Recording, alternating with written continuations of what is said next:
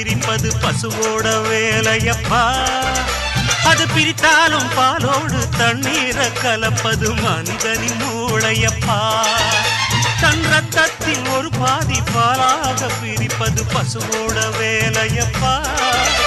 அது பிரித்தாலும் பாலோடு தண்ணீரை கலப்பது மனிதனின் மூளையப்பா.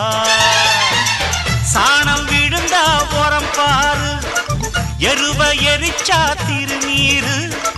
உனக்கு என்ன வரலாறு, உண்மை சொன்னா தகராறு. நீ மாடு போல உழைக்கலையே, நீ மனுஷனை ஏச்சு பொழைக்கிறியே. வந்தேண்ட பால்காரன் அடடா, பசுமாட்டை பத்தி பாட போறேன், புது பாட்டு கட்டி ஆட போறேன்.